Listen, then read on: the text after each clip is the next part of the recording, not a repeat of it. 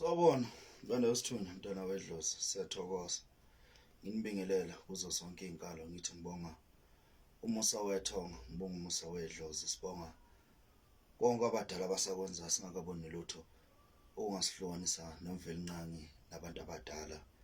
Ngithi lazi la mntwana wethonga, mntwana wedlozi, sikhulumile ngokuningi, sakhuluma ngento ezenzakalayo esimeni sasekuphileni. Konke ngithi mntwana wethonga, kulama life esesikhulume ngawo, sakhuluma ngento ey'ningi ngezikamoya nangento zama-gift esibhekane nawo, nama-challenges esihamba siba nawo endleleni kamoya. Yazi mntwana wethonga, mntwana wedlozi, le ngqinamba yebo ikhona ngoba sithe masikhuluma the previous life, masikhuluma ngayo uku-understand the gift. It's so important njengoba ngisasho namanje, it's so really important to understand i-gift yakho. It's really important, so in order ukuthi kungabi ne-confusion, because there's a lot of confusion in the journey le esihambayo, because siba nama-confusion, siyaxakeka ukuthi okay masekume kanje kumele senzeni, ngoba siphinde sibe nokuxakeka kakhulu ukuthi kule ndlela esihamba kuyona kumele senzeni masesiso or ama-gift ethu asa-understand. I don't even understand who I am. I think khona lapho kaba ney'ncazelo, kodwa namhlanje ngithi ngizohlala kuyona ukuthi konke le nto le, ukuthi konke kahle makumele ukuthi uzoyi-understand isipho sakho sikanjani, njengoba sishilo sometimes siza in a form of a specific church, sometimes siza kanje, sometimes abanye ngwabonile ama-comment wenu, so kwaba abanye beze babuza ukuthi mkhulu mingilosi yami siza kanje, mina ngiphakamelwa kanje, mina ngiphakamela kanje. Kwesinye isikhathi athi mina mkhulu nginesithunywa nginanabantu abadala. So okay, lowo mntwana loyo sizocala ngomntwana onabantu abadala nesithunywa. Lowo mntwana loyo ke mase kumele asizeke, usizeka kanjani? Umntwana uthi makakumele asizeke loyo ukuthi nomuntu ozomlapha umntwana kumele abe specific, abe nalowo ma-gift lawo oyi-2, ngoba we encounter a lot of problems makhamba isikhathi umntwana loyo. If wena uwumsizi, maybe we've got one gift in hand kulento leyo, and yiphi gift yomntwana ephakama kakhulu. We need to check first as a healer, you need to check first which gift ephakama kakhulu kulo muntu lo, yiphi gift kakhulu kahle ezokwazi ukusilekelela, because emntwaneni wedlozi, emntwaneni wesithunywa, we need to check first which one, labantu laba basebenzisana kanjani, yiphi gift kakhulu ephakamayo.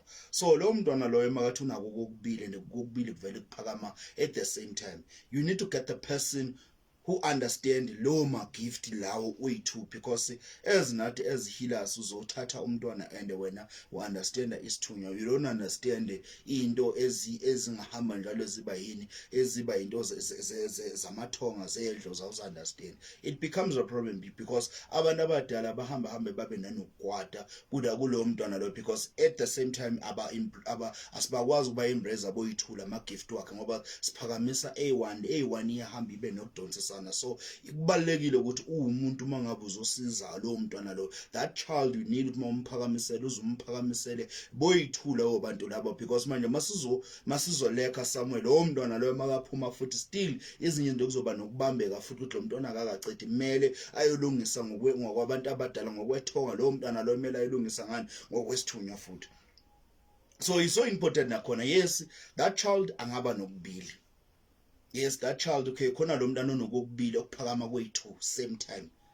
Lokho ukuphakama kokubili kwe-2 same time, it's well up. I need to get umuntu understanda isithunywa, umuntu understanda nokwedlozi, and mekamphakamisela makamsebenzisela uzisebenzisa kokubili, akusukuthi most of the time sekudominate A1, because the problem ukuthi if sekudominate 1 it becomes a problem, because that child uyastruggle, uba nama-struggles into eprocessing yakhe yejini. Some of the things kuyes withdraweke sisalele emuva, because the ancestors abaphakamiswa boyi-2, because ama-ancestors mewaphakamisa way-2, it's where lapho asebenza khona, it's where aba ne-connection. But if the ancestors kusebenza one-sided and that child spiritual gifted with the 2 different gifts la endleleni yakhe legend, iba a problem. So masophakamisa one, it becomes a problem. So those people baba nesikhwele bayadonsisana kuba abantu abadonsisana, ubone that child encounter ama problem, ubone lo mntwana lona makakumela akabi nama connection. Why? Because manje the gift ayiyenzwa accordingly ngendlela ekumele iyenzwe ngayo, nokuphakanyiswa kwayo nokuyithwasisa yenziwa ngendlela ekumele yenziwe ngayo. So that child you need to understand it, because some people they will say maybe the less is to touch process. It's a process to wenza umuntu abe igift yakhe isebenza, and it depends nangama ancestors walo umuntu lo ukuthi those ancestors bame kanjani bakanjani kulo mntwana lobo, bayakwazi ukuphakama manje ukuthi babe uplifted bese bayakwazi ube nokusebenza. So all those things are so important. Sometimes Tina, we tend to ignore all those things, and when we ignore them, these things at the later stage they ziyavela zisilimaza, it delay the process most of the time, because ama process abanye abantwana namhlanje adelayway yi such things because we tend to ignore all those things. Asiyilandeleli because siyitshela ukuthi okay, at the later stage this thing izokwazi ukuyenzakala lento leyo, izoyenzakala lento leyo. So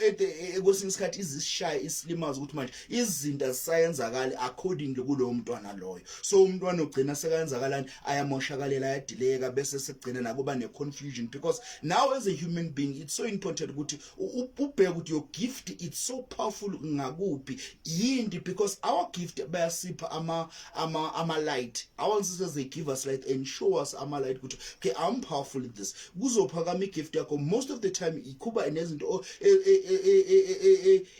oyiphuphayo kakhulu esidominateayo kuma dreams of all those things are signs. Sometimes we can ignore all those things. This is pupa every day, every time we dream about all those things. Those things are a sign okusibonisa ukuthi okay, thina siyinye labantu laba, but thina ngoba sinathi singabantu we ignore. When we ignore all those things zihamba zisilimaza, because abantwana abaningi kuku manje ayuthi gift yakhe is not active, ayisebenzi already, abantu abadala bakhe abavuli. It's because of the communication.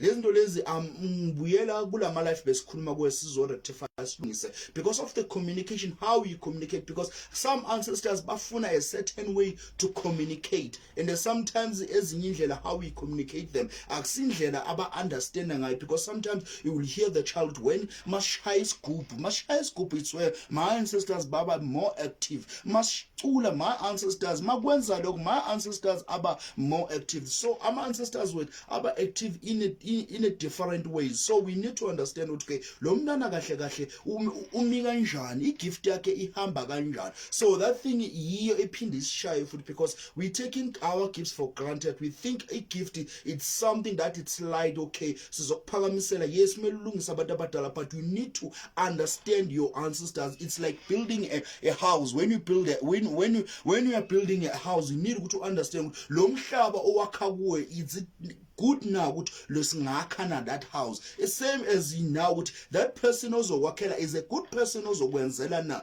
Yes, that person I can profit you, but I'm not the one to supposed to ukuthi ngihambe now through the journey to assist you the gift ukuthi iziphakame. There's a certain person ekumele uzube naye azokunderstand, because thina as ama healers we understand ngendlela ehlukile, and we are spiritual gifted in a different ways, because asiphanga ngokufana. Yes, we are healers, siyasiza abantwana, but ukusiza abantwana bethu there's a certain weight esiza ngayo, there's a certain nabantu abadala ukuthi I understand ukusizeka kwalo muntu lo. So all those things we need ukuthi sihlale phansi sibe nesikhatha about our gift and understand ukuthi okay, mina my gift it's like this. No, so mina I'm categorized good, bese kuba nomntana abuza ukuthi okay, I've got a gift mina, yes nginako kokuthi, but most of the time dominator in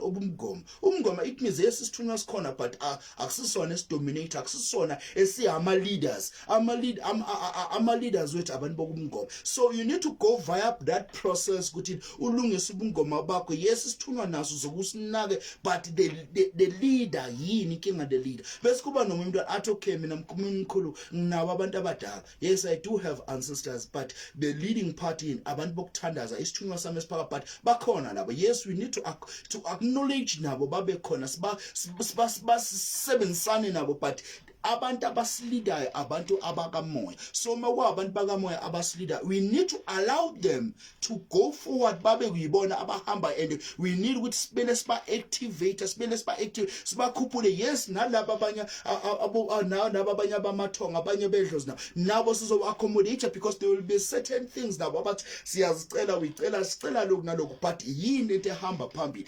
isithunywa sakhe sihamba phambili. So we need ukuthi sisiphushe sibe phambili, because yise silidayo. So all those things yizinto ezibalekile mntana wabantu abadala too. Every time good see check, and in your gift you need to check it, and we need to have time, because you can't just nje ube umuntu nje uyikha phezulu ijeni yakho ukha phezulu izinto zakho, because it becomes a lot of problem. Because as we speak right now, we are encountering problems ngabantwana bakamoya, abantwana babantu abadala. So abantwana bethonga, abantwana bedlozi, it's an encounter problem ngale journey lesikuyona, because some people bangenile in the journey, and in the journey they don't even understand themselves. Abana way forward, abana prosperity, they are stuck. Why they are stuck? We tend to blame our ancestors. Yes, the ancestors are not working. Our ancestors are among valene ngaphandle. Then you need to check first with mina na am I doing the right thing now? Am I doing the right thing now? Am I doing the right thing? Am I using a good formula now to communicate with my ancestors? Because there are a lot of formulas. Ama-formulas wakhona aza ngezinye indlela ukuthi abantu bakini bafuna ukunderstandeka. Sometimes when deep kanti ama-ancestors wakini ala commercial, I need to understand ngale a certain way, because thina most of the time into ngikhala ngayo and ngihlala ngi-emphasize njalo thina we don't have time for our callings. We don't have time. Asibi nesikhathi sihlale thina understand. Sometimes you need to sit down and understand yourself. Ube surrounding where it's quiet, where lapho uzokwazi ukuhlala khona, it's where lapho uzokwazi kuba nokuxhumana. Wesisikhathi in general khona ezinye izibonakaliso zizoba khona ukuthi noma uqala uhlezi kulapho uzokwazi ukuthi ingqondo yakhe ikwazi ukuqaqaleka. So thina we don't have all those time. Thina the only thing esijahela ukuthi I want ukuthi ngiphothula abantu abadala ngizibone sengenza kanje nakanje. No, this thing yabantu abadala, it's something that you need ukuthi phakamisayo job ngeke ngisho naqala ukuthi it's a spiritual identity, that thing that identify you ukuthi who are you in the spiritual world. So lento leni ifuna ukuthi uqale from phansi, noma uthatha igift, you allowing the gift ukuthi izoba active in your life. This gift izoba ne certain izinto ezozenza ngakhona, and kuzokuba nama challenges. There will be a lot of steps that you need to be followed kuwe empilweni yakho, and there will be a lot of processes, and some of the things will take time ukuthi izinto zakhona zambe njalo zibe nokwenzakala. Sometimes igift yakho khona izinto kumele uprocesse kahle, ube mature emoyeni. Sometimes ubona ngathi your things are not opening up, kanti they are still maturing you. Abantu abadala ukuthi mawuqala uba active usebenza, they know very well ukuthi azi this child masekakwazi konke into, noma hlaziya noma ekhuluma nabantu uba nayo into eyi connection. So those things are so important in our gift ukuthi siz understand, and sibuyele ku drawing board ukuthi okay, this is how I was using this formula, but this formula ayisebenzi kumina, and bengitshela nje ukuthi I need to use this, but ayisebenzi kumina. Ake ngihambe ngilayithe ikhandlela, ake ngicommunicate with them and tell them ukuthi bantu abadala, yes, I accepted the journey. So you said yes, I've got a calling. Yes, ngabona vele ukuthi ngabona ngama symptoms ukuthi yes nikhona empilweni yami, because yes I can tell you, but now kumele ufakazele lokho engikhuluma, because I can tell you ukuthi unabantu abadala. What are you saying wena as umuntu yofuna usizo? Do you believe now ukuthi unabantu abadala? Because there are a lot of people are in this journey, but they don't believe it. Really they've got ancestors banama gift gifters akumela abe active asebenza. So yinto nokushawa ukuthi nathi sometimes nathi sinokuhamba nathi singabi neqiniso ukuthina ukuthi okay, I've got the gift now. Did I accept the gift now? Because sometimes yes, you accept in under general, because unabantu, yes, I've accepted the calling, but deep down you know very well you didn't accept your calling. It becomes a problem because you debate flesh no more. So there's going to and that's why you end up finding yourself with you can't even explain how you feel, because how now isn't ozenza ngakhona. So kubalekile ukuthi igift yakho masuyiamkelile ukuthi you need ukuthi and tell yourself that now I'm going to qala from the foundation. It might take me time because Sometimes maybe there's something a blockade from your foundation, from lapha kuma ground roots work. There is something, there's a blockage. Sometimes your ancestors, they didn't get along, and the manje labantu bethu azange bahlangana. So I have to fix those spirits. Those spirits mazizophakama kumina, lo spirits la abe nokuthula. So sometimes it take a process, sometimes, because ancestors basebenza ngendlela yabo, basebenza ngendlela ngentando yethu. So we need to plead them and plead them and plead them until they get along. Sometimes abantu abadala, they don't imimoya ama-spirit ama-gift wethu awazwani, hambe emhlabeni ukungazwana, zange ube nefoki. So lapha kusesenzima, sometimes kune-blockage kuma-roots wakho. So we need to fix, and sometimes it take time. So when you're thinking the ancestors abangenzeli kanti, there is something that is still being fixwayo ukuthi now mas after lapho uyakhuphuka ukhule. So kubalekile ukuthi gift yakho uyenze ngendlela abantu abadala bakini bayifuna ngawe. Kubalekile to have patience endleleni yakamoya. So abanye abantu, they don't understand themselves, but they are in the journey. Some of them, they are still confused, but they are in the journey. Why are you confused? Is in the journey. Did you start with the foundation? Did you check your foundation which it's okay now? Did you check your foundation which is right now? Foundation now, is it okay now? Foundation now. Sometimes maybe we are being stuck. Jumping uhambe through all the processes zakho now. So you need to check all those things and go back to a drawing board and check yourself, because now we are good to blame, to shift the blame to someone else. There are something as a hint, because sometimes when we are doing something, as hint, but as red flags, as mind we language but red flags, but we tend to shy in a blink of an eye. Plan for it, but okay, let me just ignore, let me try to do this. Sometimes as in your ancestors by bonisa patina spoon born. So let's do this in the journey. So each journey it's a sensitive thing, especially in the spiritual journey. It's very sensitive, because because bear in mind, the bad spirits are here to suppress you. The bad spirits are here because no Satan agaza wayithanda into enhle, umoya emibi ayikaze ayithanda into enhle, because manje umoya omuhle, umoya wempumelelo akayithandi, and you'll be using abantu ukuthi nawo be-blockade. Sometimes you will feel tired, like ucindezeleke. Ask yourself, why ngicindezeleke? You need to fight that spirit ukuthi ngingacindezeleki. I need to uplift my spirit, because no one will uplift your spirit, because current right now, I don't know how you feel. Yes, I can prophesy you, but deep down you know how you feel. But you need to fight that spirit, because there's a spirit that trying to suppress you, and they suppress you because that spirit can see good when on a progress, and we are push. So every time you have to put in uzimotivate, uyiphakamise and fight that spirit, because as abantwana bakamoya siyacindezeleka daily break. Yes, sometimes unokuhlushwa stress, personal things ago, but your journey you have to put uye khona lapha, because when we feel sad, we don't do izinto zethu. Noma ungafika lapho uthi ngilayita amakhandlela wami, there's something ubalayitela abantu abadala. Noma you are feeling sad or you are not okay, but go to your candles ulayite nje uthi babethu semazulwini, or uthi baba ngicela la makhandlela mangwalayita abe ukhanya. Yes, there is something oyenzile, awufani nomuntu ongayenzanga lutho. So thina into esilimazayo ukuthi masifila sad, sifuna ukuhlala that darkness. You don't even want to invite your ancestors, because you want to dwell enkingeni, uhlale and listen to the pain. Yes, pain maybe, mara you must do something good, ngoba noma ulimele you try ukuthi azini I need to heal, and you need to fight that spirit, because that spirit it suppress you, and after the day bese uyangala. Because in the journey kamoya mawuzongena, it's not like you will find the smooth way. Indlela ngeke ibe mnandi. Guys, yabona abantwana bakamoya, I need to tell you something, because abantu, they think when they accept their gift, life will be just walk in the park.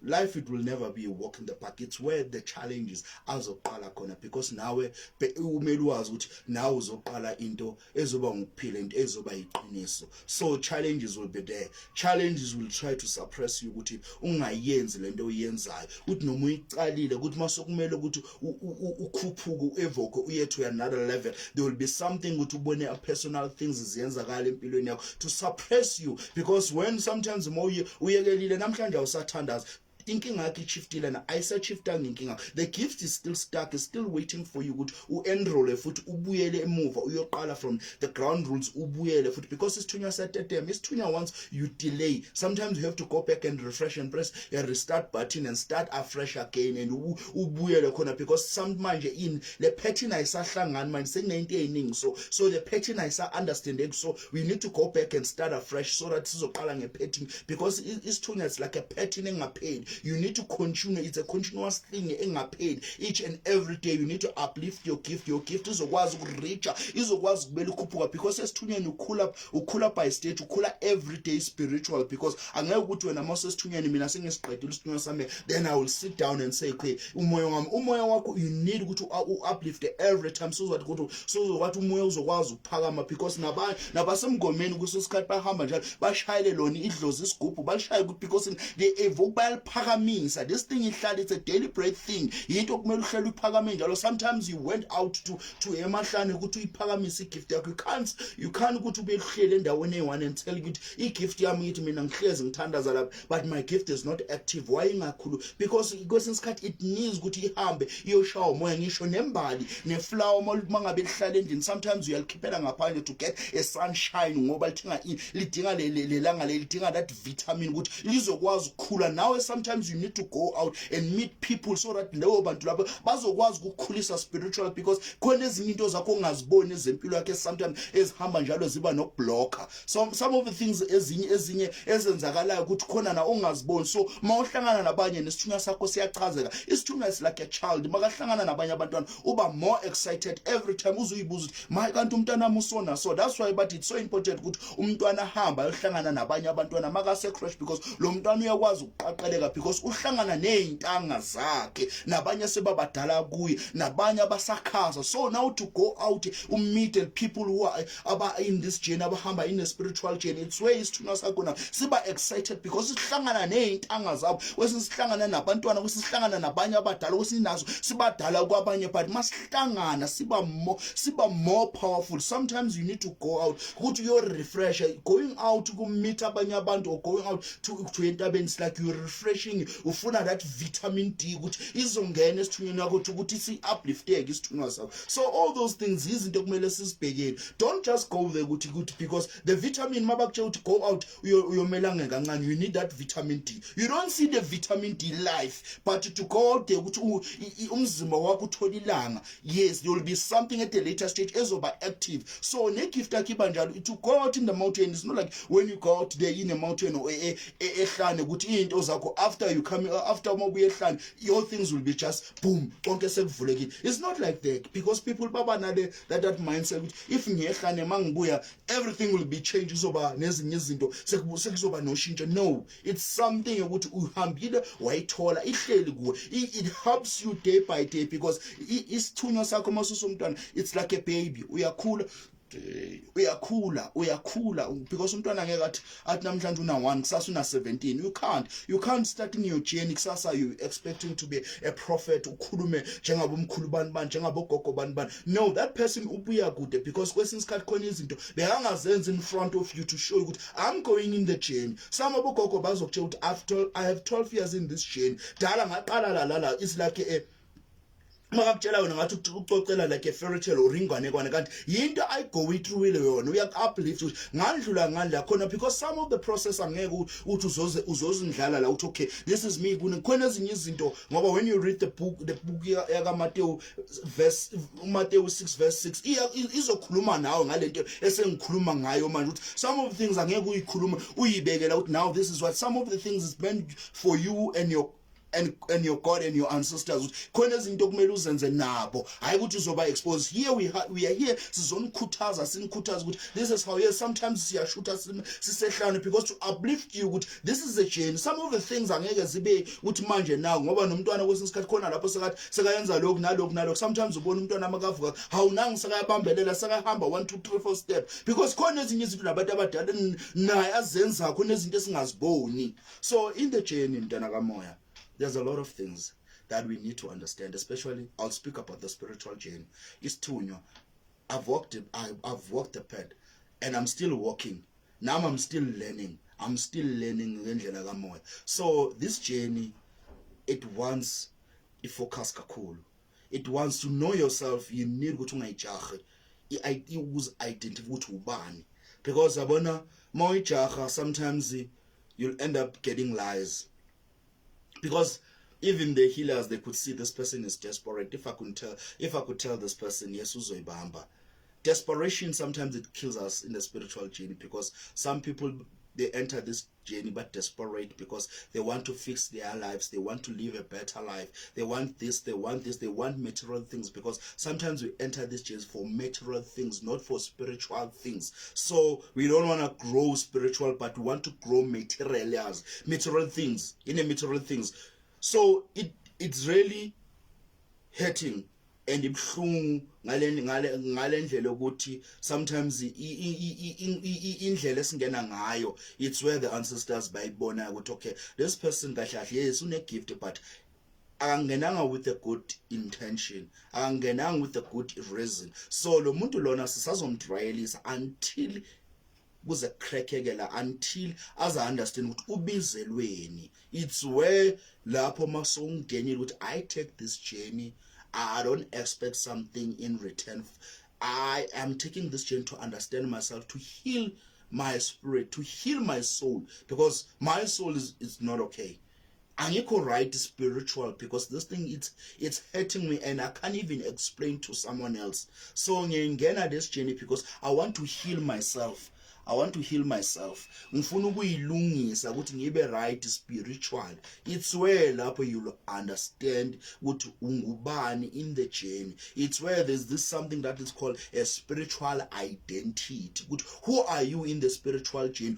Yini into ocapitalize kuyona? Uguti kuphi? All those things you'll understand mawungena with a good intention to heal yourself and to understand ukuthi okay, ngibizelweni noma into uyenze ngendlela ukuthi ngiyenza ngokuthi ngivele yonke engithumele kuyona, then the rest will be history. So thina most of the time singena siphetho okwenyama, siphetho izinto eziyinkanuko, so sometimes it blocks, iyablockeka, the journey ngakwazi ukuvuleka, because sometimes your gift it protect itself because ukuthi ingalimali, because sometimes wena usebantwini, sometimes because when you want something as material things, so manje le journey yakho i-gift yakho iyaziprotecta, because you've been exposed, uba naku exposed to the wrong people, because when you want that super table to ukuthi i-gift yakho ibe more active first, end up i-gift yakho is protect, and end up now so yazidoubt ukuthi am I gifted now? Yes, we are gifted. Yes, you are gifted, but sometimes your gift it's protecting itself, because the ndlela oyenza ngayo, the formula that you are using, ijeni yakho ayihambisani nayo, because umamelile so wamamela, samamelanga ngokamoya, so mamele ngokwenyama, because you hear ukuthi manje sekunama benefit of what uzoba sona. So it's where manje indlebe kamoya siyavaleka, sekuvuleke yenyama manje, now so ufuna ukuphakama, so yenzakala but ubona into ezingayenzakali, end up usho ukuthi hamani bengikwazi ukuyenza kanjena, but why manje sengiyehlile nasesimeni samandla, but we are forced. You could see those people ukuthi i-gift iyakwazi ukuyivala, i-gift iyakwazi ukuyiprotect. It's not like ukuthi khona someone else can steal your gift. No one can steal your gift. This we are i-gift ozalwe nayo. It's a spiritual gift. I-gift yakho isuka kuwena when wena mongasekho emhlabeni, umoya mohlukana nenyama. It's where the gift kuwe is no longer active now, so yekule wela mathonga sokuba ithonga, so uzoba nawe ukuthi bekunomkhulu bani nawe uyaphakanyiselwa. But i-gift yakho no one will steal. I-gift yakho kubone ukuthi mangabe sekunomuntu osakayenza izizwe, i-gift it protect itself. Yes, protector is vale. Iyayivala yona izba ikuwe, but it protecting itself. Kube sekuhamba yona izizwe mabakufaka iyilwane will take control, but zona i-gift yona is still protected, because after all those cleansing, it's where the gift iba active. And here someone else akakutshela ukuthi yazi manje ukuzizwa kwanje it's been a while, but uthema ungikhipha emanzini ngabuyela ukuzizwa amaphupho amsowazi wabuyela, because the gift nayo bese is protectile, is ifihlile na ukuthi azi I don't want to end up myself sengilwimana i-gift it protect itself la kuwena ubona ngokuyehla nangamandla ukuthi manje i-gift yakho noma i-gift yakho mangiyekho endaweni right, it tells you but thina because sisesenyameni sometimes we ignore ezinye izinto, but the gift iba nama signs. Sometimes the gift yakho it will never tell you a direct answer, sometimes ukutshela indirect ukuthi azini angifuni ukuba la. So as people, because thina abantu how we look things asabuki njengesokuthi siba abantwana sibadala kakhulu emoyeni and asifuna ukutshelwa singabozwi lakhe. You don't want to yabona, especially in the spiritual journey akekho ufuna ukutshelwa sonke sesibadala asikekho ukumamelana, we undermine each other in a spiritual journey. Akekho umuntu ofuna ukuzwa manje, especially now sonke noma ungamtshela ukuthi the gift yakhe kanje nakanti you will see the person noma hamba walk with uhamba ngempakamo kuyani that person noma ungabona inkinga yakho unempakamo dala sibatshela abantu ukuthi uhlangane naye emanzini umuntu umbonga ukuthi yak-undermine because you are not well known or awaziwa, but you just passing the message bese athi ukuthi akekho ungitshelayo. That's wrong. That's wrong. We see a lot of people. Nasemanzini, you say, hey, let me just avoid it because you see the person unempagamo kakhulu. So impagamo, it destroys us because a message it won't come from heaven. Let's be honest to each other. Our gifts, ukubusiseka kwethu kula emhlabeni. Noma ungabheka phezulu, ubheke phezulu ama-gift it will never ayehlele phezulu ama-gift angeke ayehlele phezulu aze la enzansi. i-gift yakho ukubusiseka kwakho kula emhlabeni and kubanjiswe omunye umuntu. So kwesinye isikhathi umuntu you need to humble yourself. I'm not saying humble yourself ukuthi uvumele noma yini, but you need to be humble yourself. Ube umuntu ungabi monster. Humble yourself because you will never know. Sometimes khona umunye umngane wami wakhuluma with nge-perfect stranger. Sometimes you will meet a perfect stranger. Leyo stranger leso sikanti siphethele ikey, because every time we pray about keys uthi weNkulunkulu ophethe ikey ezulu. Yes, ikey ezulu siphethwe again uyitshalile kwabanye kubantu bakhe. So we don't know ukuthi isikhiye sami sikuphe sempumelelo because sonke siphethelana ikhiye zempumelelo. Because now as you speak right now, as you are watching right now, nami ngikhuluma kanje, someone else uphethe ikhiye zami zempumelelo ukuthi okay, I need to reach certain level. Ukuze to reach that certain level you need to meet this person. That person uyena ophethe ikhiye. To reach that person mele wenzeni, mele undluliswe ne behavior yakho to meet that person kuze uvuleleke, because sometimes mele uhlangane nalo uzohlangana nalo uzohlangana nalo uhlangana nalo. So uma uyikhukhumeza sometimes you will never uyithola ikhiyazi ezulezi olwesi usho njalo. Yes, inkosi iphethe kodwa uyinike abantu bakhe. So wena to find it wena angeke uyithole. Simdlalile khona, there was a game when we grew up, they would say umkukumai guy lento leyo ukufihlelana sisidlalile lezinto. Mawujahile you will never find it. Mawuphuma ujahile ugcina usuchayise. That game we played it, that game was trying to teach us ukuthi mawumuntu mawufuna something you need ukuthi ukhule down in order to thola lento leyo. So manje mawujaha you will never find it. Sonke we played that game ukufihlelana nomuntu. Kanjalo uzogcina ngoba kwesinye isikhathi khona umuntu ayifihlile kanti ula emva kwakho, because uthe mawuthi kihle mawuceda ukubala mawuceda ukuchena that person kanti ula eceleni kwakho wena ugijimela le kanti nayi gift yakho. Sometimes nokugijimela le kanti kubusiseka kwethu kula.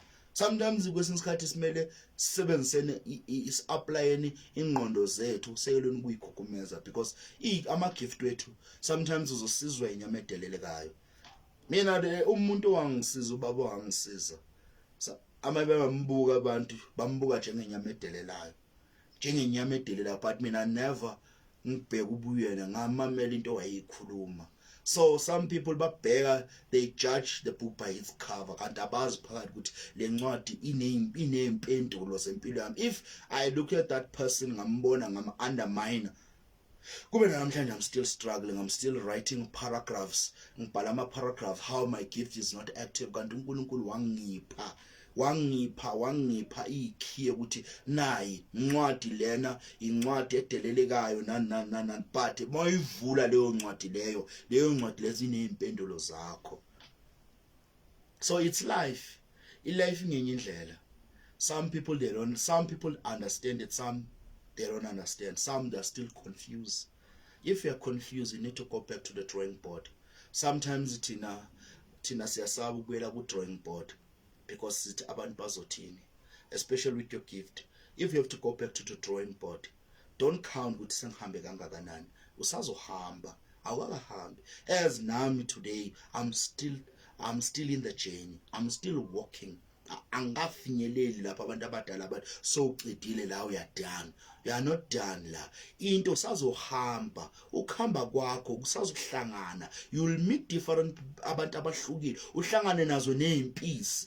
People will try to destroy you because mele ivuvayeke. Igift yakho, in order to be active, it will never be smooth, because igift yethu mayizoba smooth, you will never have a prosperity in our life, because yonke into mayizoba smooth angeke. Ngisho nomntwana naye noma ekhula noma ezalwa meke hamba 2 step uyawa, and knows very well I need to prevent, angeke ngisaye la, because umntwana akazalwa angahlakaniphile, uzalwa angazi lutho, ablank. Now in the gift ungena ungazi lutho, ungayikhukhumezi fana nomntwana, because if umntwana waba nengqondo ukuthi umuntu omdala bekazofuna ukwenza into zabantu abadala bese ziyamhlula, ufuna ubona umntwana adonsa into kanti uyazi ukuthi mangizodonsa lela gedle lephezulu lizongishisa. Nawe bayakutshela ukuthi don't even go there, lapho awukakafinyelela, we are still here. Sina sithi hayi ngifuna ukuya lapha yana, ngifuna ukuya lapha mina, ngifuna ukuya lapha yana. Mawufika lapha bese uyasha, because awukakafanelanga ube lapha. Thina we are rushing our journey,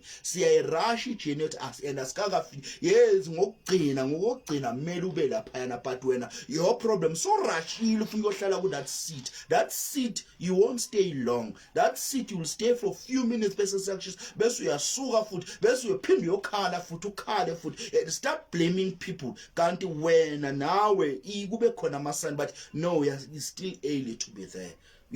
Mele mawuqala la, qala kahle ukhuphuke. Bantwana bedlozi, bantwana besithunya, this is real.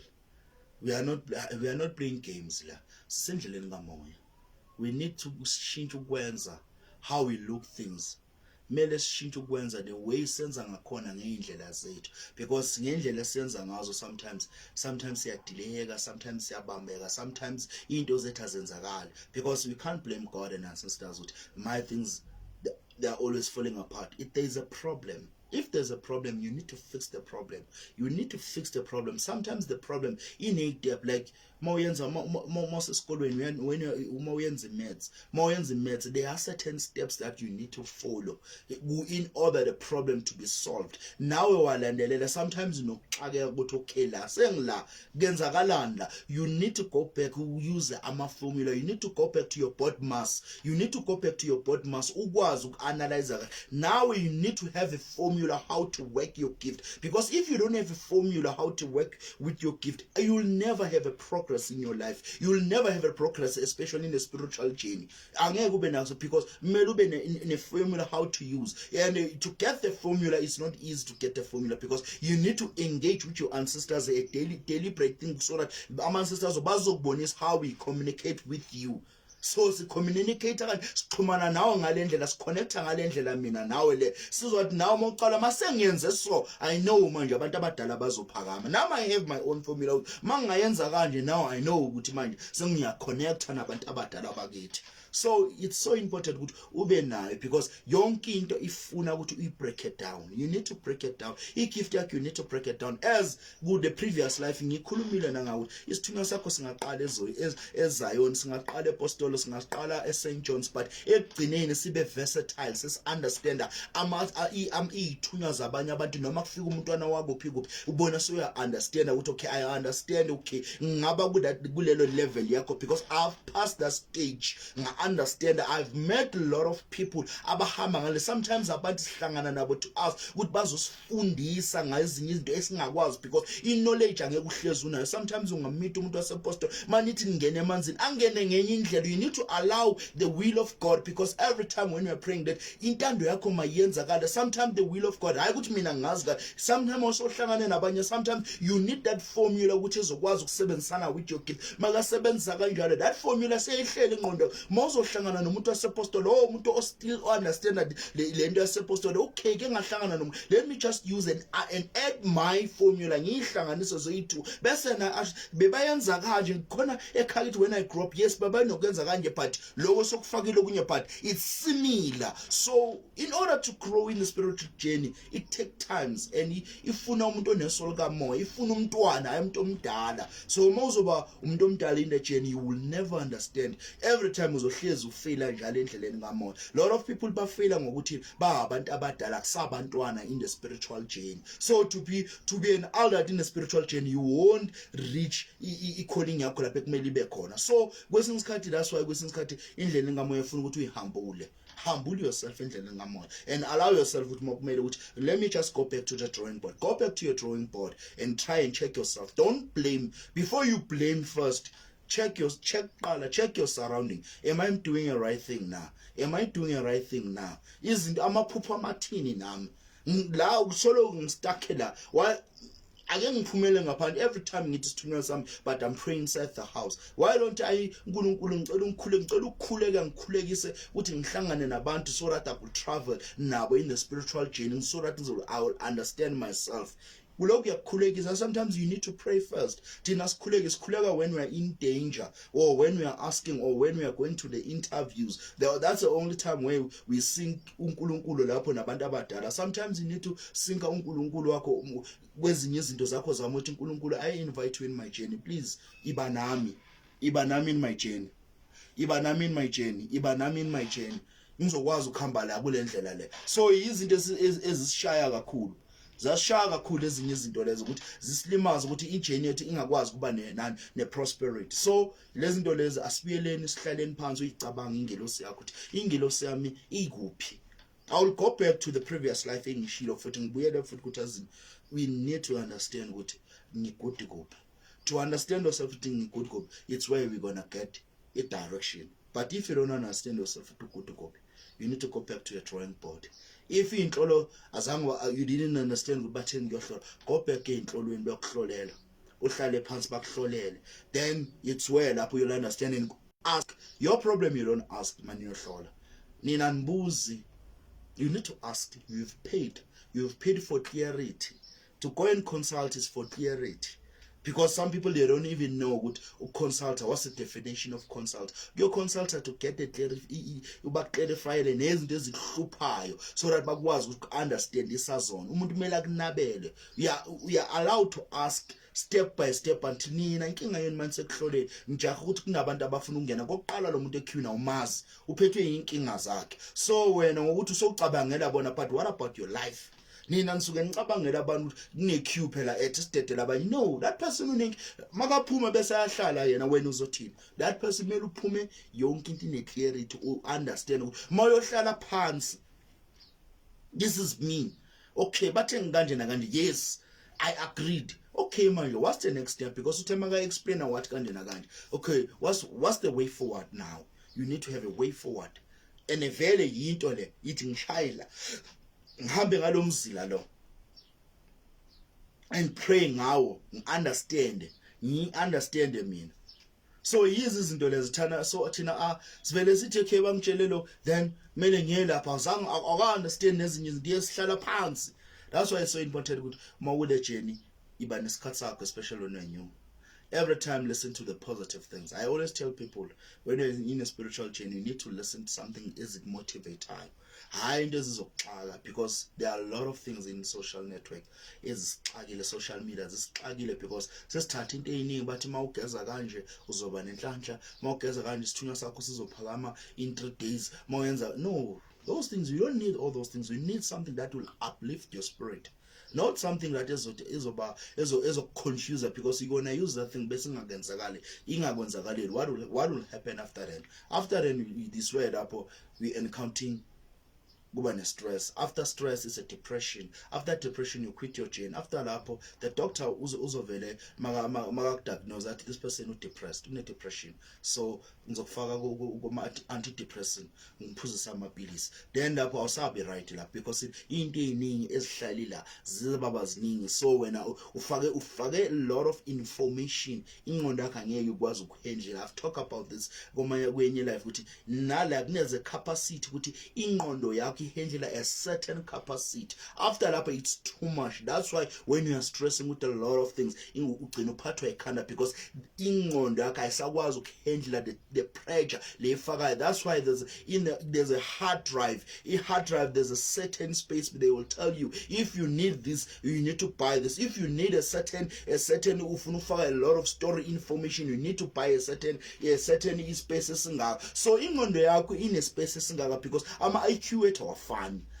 Some of us see low learn. In order to understand. Abanye banama IQ amaningi bayakwazi ukuthatha ama formula amaningi, but wena ngokuzazi kwakho you need to know yourself with okay, I think it will be fine for me. I'll handle this until I'm done. When I say ingenile say station, it's where I could pass to another level. Some people, because of bad man say hey singaphakamile besihamba na into chance nami sengifuna as fun, our gift are not the same and it will never be the same. So tina we don't want ukuthi sibe yithi sifuna ukubona umunye umuntu ayenza lokhu nami ngisengifuna ukuba njalo. Asifuna ukushiyeka ezintweni nami ngifuna ukuba relevant mabathi kanje nami ngikhiphe yami. No, asifani. That's why bathi imiza ayifani. Asifani and asikhuliswanga ngokufana and asiphiwanga ngokufana. Sikanje sifana nesandla. uNkulunkulu knows very well ukuthi why wasibusisa kanjalo in order to balance each other, because if besifana bengeke sincengane. Namhlanje kube bengeke sincengane, because mawusho kanje nami ngizosho kanje. Mawuthi fork ngithi nami fork, because we know very well that we are in the same level. So that's why with essence katina sifaka too much information. And ingqondo zethu ayikwazi. There's a certain limit. You need to think for yourself. There's a certain limit. I need to put into information in up to ngangaka. More especially when you're in the chain, you can't pile up izinto eziningi, because tina siya piled up. You've got a lot of information. Usendaweni eziningi ulla uhambile, maybe in a month so bona abantu abayi-10. You don't even know what kwenzakala. There's a lot of information nalona ourselves which is kuyiqiniso. You need to take your time. There's no hurry. There's no hurry. There's no hurry in emzansi. Asikho in a hurry in this world. La time zone yakho. If you have to be blessed after 5 years, you'll be blessed.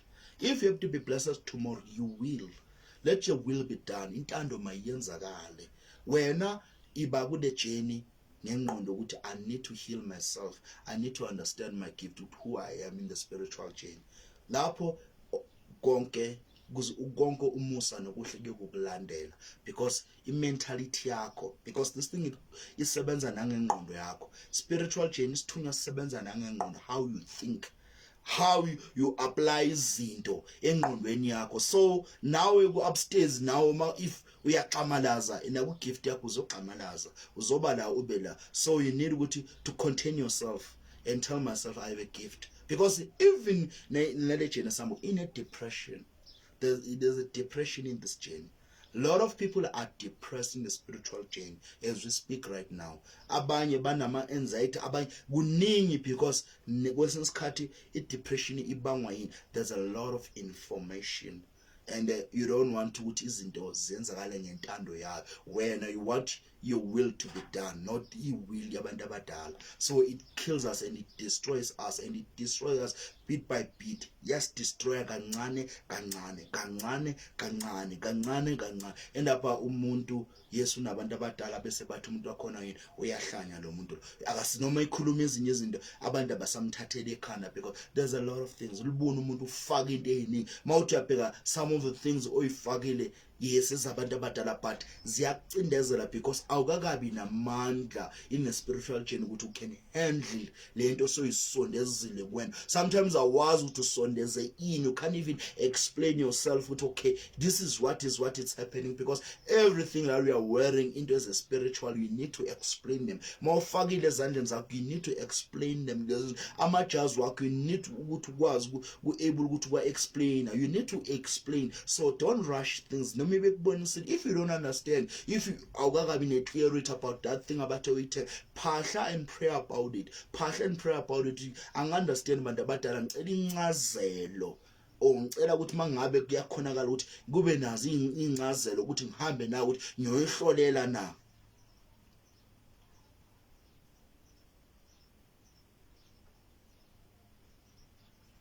So it's a journey. Lento it's a journey. This is not a child's play.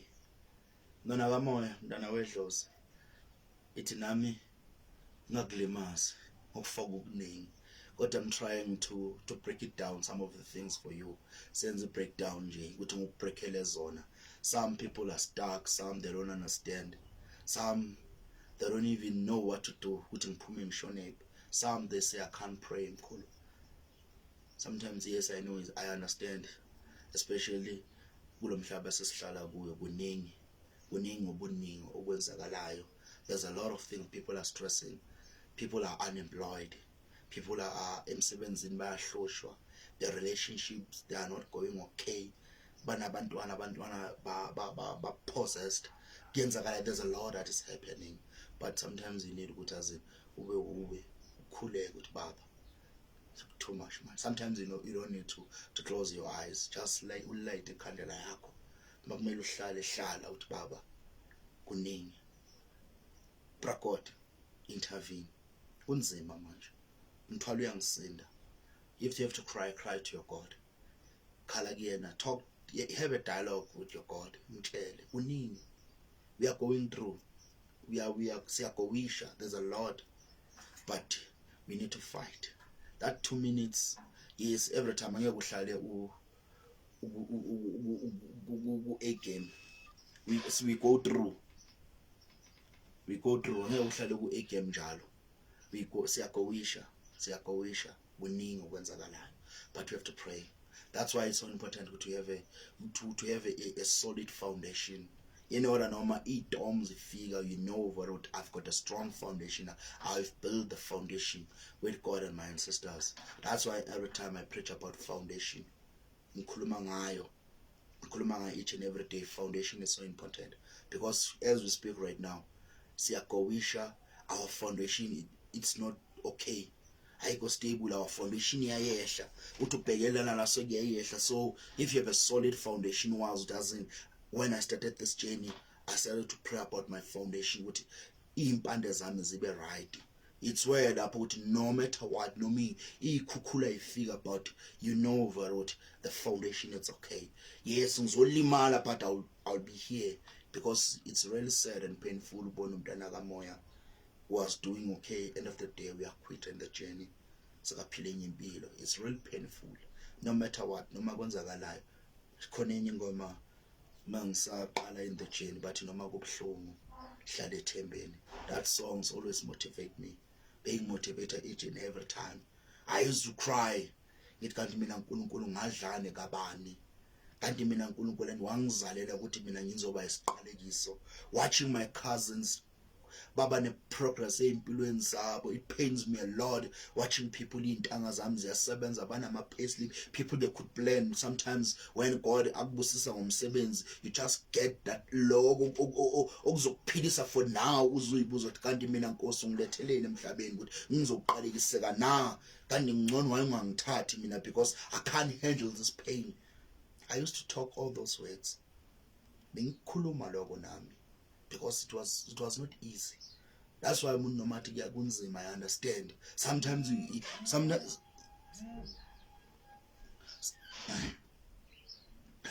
kwesinye isikhathi ufuna ukuyiqeda nempilo yakho ngoba kunzima izinto ezenzakalayo. So yiko lokho ukuthi na ezinye izinto ukuthi azini uNkulunkulu simceleni ukuthi asiphe namandla ukuthi sikwazi ukuthi ukuhamba khona le journey le. sibe nawo amandla sikwazi ukuthabatha kunzima esikhala siyakhala as there's a child that is crying at mina kwenzakala lutho uzuswele ne-10 rand and ask yourself what is happening.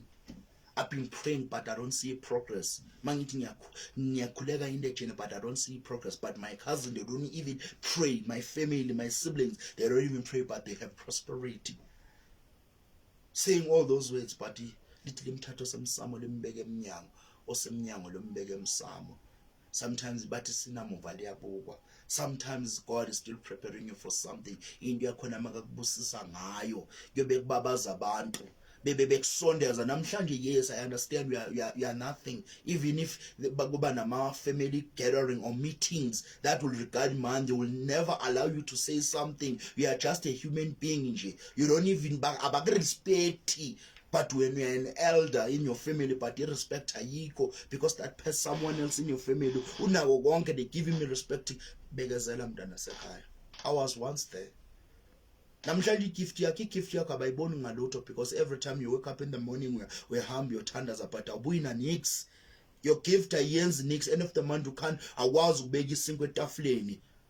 Uyafuna nje bazobayasho ukuthi uyafuna every time yena uyafuna but akakwazi. Why angayofuna umsebenzi? Pray. Because all those things izinto ezifuna ukuthi usathane ofuna ukudestroy ukuthi igift yakhe ingabe active. Yes, we are allowed to cry. Uthi baba kukumanje anginaplani.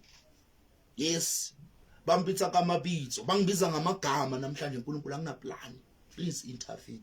No matter what, noma sekunzima bakuthiwa ngesiphika sakho bekuthiwa ngejazi lakho bathi into ayaziyo yiyo le yokuthandaza kodwa makabuye uzofuna kube nesinkwa etafuleni. Uthi noma ukhuluma ungahluthuki, go in a mountain and pray about it. Uthi Nkosi akudingi ukuthi uzukhuluma ilimi uthi Nkosi khuluma ngaloko okwenzakalayo because thina sometimes asifuni ukukhuluma ngaloko okwenzakalayo empilweni zethu, something that is hurting you right now. Ufuna ukuthandazela okunye, don't ignore the pain. Talk to your God and your ancestors, the pain that we are feeling right now. Ubatshela ukuthi uNkulunkulu manje, uNkulunkulu as you speak right now anginamandla, I don't have a strength. Tell God if you don't have a strength, uNkulunkulu anginaso strength. I don't have a strength to even pray and say baba angikwazi ukuconnecta kumanje uNkulunkulu ngizokhuluma nawe ngithi Nkosi, I know I'm in a process, ngisejourney but Nkosi kwamanje ngibizwa ngamagama kuthiwa kanje nakanje uthini wena lapho khona Nkosi. Into esifunakalayo we need to imele ukhulume. It's really sad. You could sense the people ukuthi khona abantu abamamele lento engiyikhulumayo ngibayihlisela inyembezi mntana sekhaya. Ilungelo lakho. You don't need to tell someone else but you can pray manje uthi uNkulunkulu baba, uNkulunkulu khokho omkhulu bami, please intervene in my life. I don't see direction. Sengiyinto and ngaze ngavuma nami kuba yinto. Don't undermine yourself because awunanto. Vuka uyithintitha. Yeah, sure. I forget the script sakon iti vuka sayemba wembatha amandla akho. I think it's a book of Isaiah, but I don't know what iliphi verse ka Isaiah iti vuka wembatha amandla akho. I think if it's not 61 or 51, itu Isaiah maqala the vuka Siyoni wembatha amandla akho ngoba sadayiswa ngento engekho. Sadayiswa ngento engekho. Into engekho iyona lento le ukuthi into zesikhashanyana. Some of the things abayikhulumayo abantu into esikhashanyana to evoke you ikuphakamise, but thina we tell ukuthi lento lezo ziyasdestroy. You need more ukuthi kulapho kumele uthabathe khona usithabathe isiphambano sakho because ngelinye ilanga bayobe bekhothamela bayokhothama bonke lo bantu. But if une problem ungayobuza ubani bani uyobuzwa ngamagama amahle kodwa komanje base kubiza ngamagama. Yasho ingoma ukuthi bampitsa kamabitso Emmanuel. God is good. So whatever bakubiza ngamagama namhlanje we are useless. Yes, kwamanje we are useless because it's a dry season, because ama season. Yes, your dry season yakhe it took long, but iyothi mayinetha yonetha isikhathi eside nawe uzusho ukuthi yimlo. Yes, it's you. It's you. You are blessed because you deserve it now. Don't be blessed because there is something ekumele yenziwe uyethathe kakhafulwa kagujwa kayenza in order to be blessed. Be blessed ngikuthi sokuyintando yakho. Now it's your time to be blessed because ngisho nomthakatha ngahamba yakwamhlaba iyalingana, ngisho ngawulanda kupha yolanda enyimbana ulanda umuthi ayolanda, but if sokuyithi your time, no one would close those doors. No one will close those doors. Yes, bazokushaba but bayagadla, but into zaba ngeke iphumele, because every time uzohlezi uphutshuka, because it's your time to shine. Your time will come and you'll shine. And then nawe lezi zinto bezenzakala uzobe sekuyi-ignore, uzokuthi it's Emmanuel. So allow, kwamanje you are sad. You're asking yourself with why ingabi ne-prosperity. I've been praying but I don't see any prosperity. Kuthi kube ngcono kuba nzima, kube ngathi mangithi ngiyathandaza ngathi ngifaka itswayi esilondeni. Why nkulunkulu? There was a time where I thought i-gift yami sekuvuleke yonke into, kanti kulapho engizocala ukukhala khona. I was going through my gift, it was well, yonke into ivulekile, but deep down I was not happy. I was going ngigowisha to a certain point, ngize ngiyibuza kanti ukubusisa kwami kule gift leni kanti izongilethela ubuhlungu. Why nkulunkulu uzungibusisa in this gift kanti ngizofila ipheni? Boku right vele kungabi nabantu ngihlale ngiyi-one, because that time bengi right emoyeni, but manje my gift is active. Yebo ngiyasebenza but manje I can't even enjoy umsebenzi ongibusise ngawo, because I'm going through. There was a time where ngikhali inyembezi, but esigodleni mawuthi uyangena everyone kugcwele kuze kugcwele kuyaphuphuma, but I'm not okay. I'm not okay. I'm going through, but I have to attend this shule abantu laba, but bengikhala ubusuku bonke ngithi uNkulunkulu ungibusisele ukuthi kanti kuwo konke ukuthi ngizoza ubuhlungu na, kanti uNkulunkulu athi ngiyakudlulisa, ngoba there's a time kulapho kumele undlule khona, ngoba lento engikuhlela yona inkulu yoba kunaphakade. Wathi makayihlela into yakhona eyilungisa, I couldn't believe ngithi mina ngiyenza ngentando yami, athi uNkulunkulu intando yakho angeke yenzakala, kuyenzakala yami. Sometimes ezinye izinto we going through difficulties. As we speak right now, we are goisha. No one will understand your pain. Nama, I don't understand how you feel right now, but I'm trying to uplift your spirit. But no matter what, we all goisha kuyona. Yes, we are goisha in the spiritual chain. Don't give up, mntana sekhaya. God will answer your prayers. Abagini bezo bayakuzwa. Athi ngumhlengi uyakuhlengela. Uyahlenga, uyalungisa, uzolungisa itafula phambi kwesitha zakho. Yes, kwamanje udajukelwe. Kwamanje vele mele ube yisubmarine. Mele ube yisubmarine kwamanje. Mele ube yisubmarine, uhambe ngaphansi komkhumbi. Uhambe ngaphansi, kodwa mawuvela kuyoyikhulumela bona, wena ngeke ukhulume, umsebenzi uyoyikhulumela. Ngoba love incwadi kaMahubo 23, uJehova ungumelusi wami ngeke uswela. Ithi maseyophela, ithi konke okuhle, umusa nokuhle kuyokungilandela. I love that lelo verse. I think uMahubo 23 uverse 6 lapho maseyogcina lapho ithi konke okuhle nomusa kuyokungilandela. Uzokulandela but ngesikhathi esi-right, hayi ngentando yakho, because mina previous years bengifuna ukubusiseka that time. Ithi uNkulunkulu wayengangibusisi manje. I thought ukuthi ngiyayideserve that blessing, but uNkulunkulu wathi I don't deserve that blessings. So that time mina bengithi mina I'm ready, kanti I'm not ready, kanti uNkulunkulu owazi ukuthi mina ngiready nini. I'll be prepared, because manje yena meseke lungisa sekazongiphakela phambi kwezitha zami. It's weird, but now you are ready. I know you will never usiphule lesitshe ngikupha sona, because mawusiqala sithi siyashelela, you think iway ukuthi ngibuyaphi if ngizosiyeka lesitsha sishelele. Sometimes abanye abantu thina siyakhala ukuthi sifuna ukubusiseka ngalesikhathi, kanti asikakabi ready, ngoba sizophuka lesitsha lesi, and mase siphukile angeke sisabuye.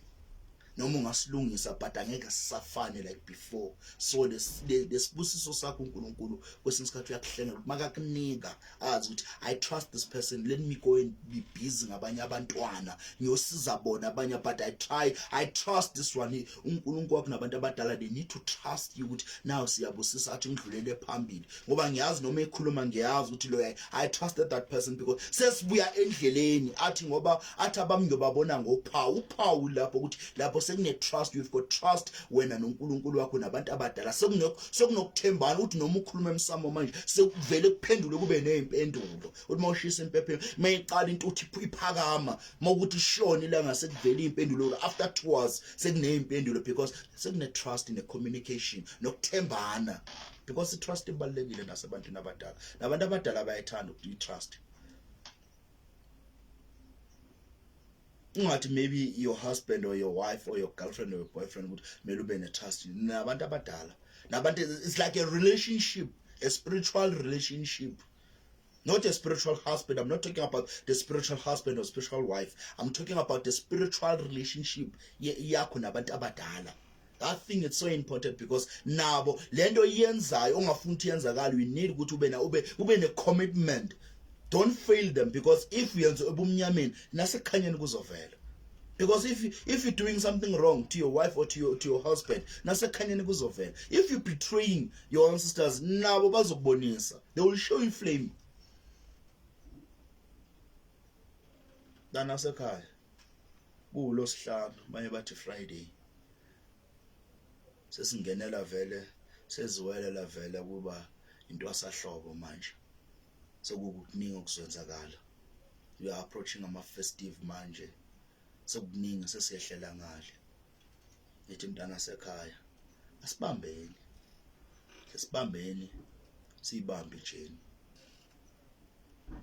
kakhulu, siyibambeni bantwana basekhaya.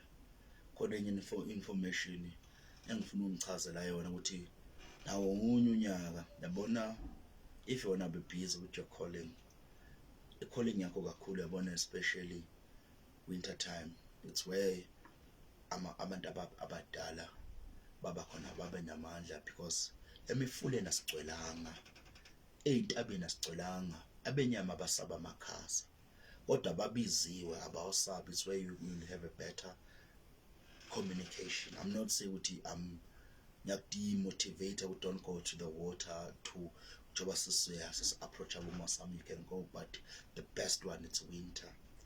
But I'm preparing you for next year. Every time mawufuna kuba ne-best connection, winter time, masesiqala kubomamey, it's where people baba bancane endleleni yamanzi. It's where wena uphakama khona, it's where lapho you'll have a best connection, because it's where lapho abantu abadala khona baba more active. Because masekuduma izulu kakhulu, kuba ney'nkinga kakhulu, ngoba khona abaganga nangezulu ukuthi ngakwazi ukuxhumana nawo, because sesibaningi esisemkhathini. But that topic is for another day. But asiyibambeni. I'm not saying ukuthi quit the journey ukuthi athi umkhulu singasayi emanzini, because it's summer. Sibaningi kwamanje, sibaningi, sizoba baningi manje emfuleni, sisazolindana, kube nokudelelana, no-underminana. But the important thing ukuthi asibambeni, siyongena emanzini, siyongenani, sikhulekeni, refreshing. Yes, sometimes awuyiboni inqobekela phambili, awuyiboni inqobekela phambili ukuthi every time ngemanzini khona okwakhayo, kodwa maybe khona maybe usalungisa foundation yakho, so bamba, kuzoyenzakala. Abantwana besithunywa, abantwana bedlozi, ngithi ngibonga uNkulunkulu nabadala, bathi uNkulunkulu angasigcina njalo, sikwazi ukubamba indlela le, sikwazi ukuthi sifundeni. I so wish nami ukuthi uNkulunkulu wande angangibusisa kube nayo isikolo sakamoya, then meet a lot of people. I would love to meet alive, then we talk about ngento sibonanani. If you have to sibuyele kuthoko siyobhala phansi, sibhaleni, ngoba abantu baphatha iy'ncwadi sibe nesikolweni, siphakamisaneni, because ile ndlela lena, it needs a deliberate thing, because there are a lot of people that they need this every day, into ezokwazi ukubaphakamisa njalo. So nje sicela amandla, but that's my wish. Maybe ngelinye ilanga uNkulunkulu uyekufeza lokho ukuthi ngibe nayo, because I really must feel a certain time ukuthi we have an academy ukuthi kuwo konke ekamoya, so that abantu bazokwazi ukufunda nabanye, sibathola abanye bakwazi ukufundisa abanye, to build one another, sikhulisaneni spiritual, because we need each other endleleni kamoya. Akekho better nomunye, just ukuthi sinama gift ahlukile, but we need each other. Our gift, they need each other, sikuthi sikwazi ukusizana.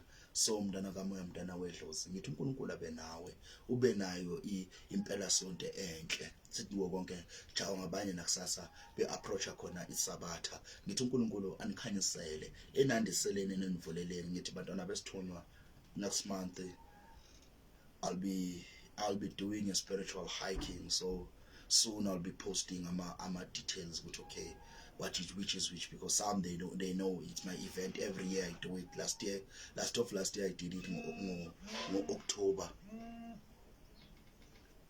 this year last year ngimanguqala wami 2 years back ngayenza ngo-October. Last year I did it, I think it was in December.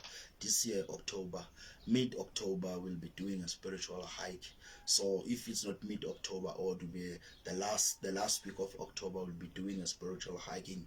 We go there, siyokhuleka, siyaphahla, we meet one another, sikhuluma iy'nkinga zethu. So I'm hoping this year sizoba baningi abantu bangasabi, because abantu bayasaba makumele sikhulume lapho i-spiritual hiking. It's where lapho sizo understandana. If ukwazi ukuphahla uzohlangana nabanye abathandazi, nabanye abakwamoya. So this year, next month, I'll be doing abantu bayazi esihamba nabo, so ukuza nabanye, that will be nice. Sijabule simitaneni. The spiritual hiking is just nje indaba yakhona sikhuphuka nje 8 kilometers nje ukukhuphuka leyo ntaba leyo. So nje mntana wedlozi, mntana wesithunywa, this year asikhuphukeni siye entabeni, siyokhulekane, siye kuyona spiritual hiking, siye le siyokhulumane nomveli nqangi namathonga. I think nama siyahla nathi siba nako ukuxhumana nabantu abadala. So konke nje mntana wedlozi, mntana wesithunywa, nje wena nje linda nje ama-social platform wami, ku-TikTok, ku-Facebook, naku-Instagram. I'll post it ukuthi izoba nini i-post izovela nje ukuthi hayi nako-ke siqaleni, siprepareni ukuthi azini sibe siyolungisela kuyokhuphuka nje. Ngithi mntana kamoya, mntana wedlozi, ngithi uNkulunkulu akubusise nabantu abadala, banikhanyisele, ngithi akwande, akudede ubumnyama, akuvele ukukhanya, akukhanye kudede ubumnyama. Basho njalo ngolunye bathi khanya lisedi. Makhosi, Ndawuwe, Shewe, Dlozi, Sithunywa, makhosi, thokozani.